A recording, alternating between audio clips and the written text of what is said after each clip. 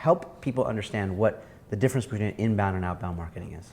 The heart of most marketing is interrupting people. It's interrupting people with an email while they're at work, with a cold call on their phone, with an ad while they're watching their favorite TV show, an ad on the radio. It's irritating. Billboards. Everything. Print ads. Yeah. TV spots.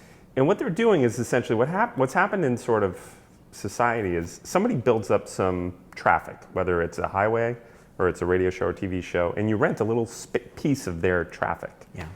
And that's just working less and less well. People are getting, their tolerance for that interruption has gone down, and their ability to block it's gone way up. And why do you think that is? Is it because we're desensitized? Is it because we're so busy?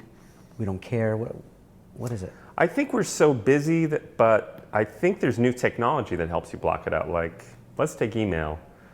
Spam protection was sort of one nail in the coffin, but the bigger nail in the coffin is Gmail now gives you the ability to sort of separate out all those one-to-many emails. That's another whopper nail. It's just going to get harder and harder. With phone calls, the first nail in the coffin was caller ID. The second nail in the coffin, I think what will happen with spam protection will happen with phone calls. You'll be able to say mark as spam if someone calls you and it's spam, and there'll be a spam list, and that'll get harder. And I think the last nail in the coffin was less and less people hate to talk on the phone. I hate to talk on the phone. I don't have a phone on my desk anymore. Most of the execs don't have a phone on their desks anymore. I just think technology's enabled us to block out irritating marketing in ever and ever more efficient ways. So your solution is inbound marketing? Yeah. So what is that? Sort of the opposite. Instead of trying to interrupt somebody while they're doing their work, how do you pull them in? How do you pull them in while they're working? How do you match the way you market with the way a human actually lives and works and shops and learns? And so our solution is much more around the cost to develop a piece of content. It used to be very expensive to create a TV show or very expensive to create a radio show or a newspaper or anything. Boy, the cost to create content is really dropped a lot, 10, 100x. And so what we say is don't rent a piece of content on somebody else's traffic. Build your own piece of content.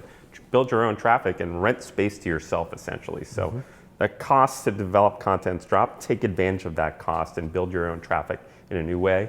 And if you create good content, people tend to find good content. It's like a magnet.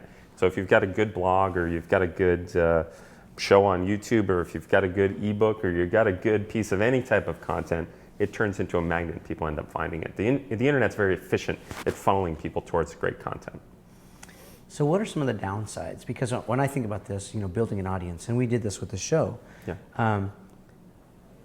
we focused on great content, but it takes time, doesn't it? To build that audience? That's the rub on it. Traditional marketing is about the width of your wallet. This new marketing is about the width of your brain. You don't need a lot of money to create content today to start a show like you've started, or to start a blog, or start anything today. The cost has dropped dramatically, but you need to be clever and smart, and it takes a little bit of time. And so for your show, you have to take time, and you have to get on reasonable guests, and you have to ask good questions, and you have to keep it compelling, and you have to become a good editor. None of which costs a lot of money, but it costs your time and energy. That's the hard part, is it takes a little bit of time, but boy, it pays off in spades. I mean, we were just sitting back, chopping it up, reminiscing about the good old days and all that. Tracking my roots, where I came from and where I'm going.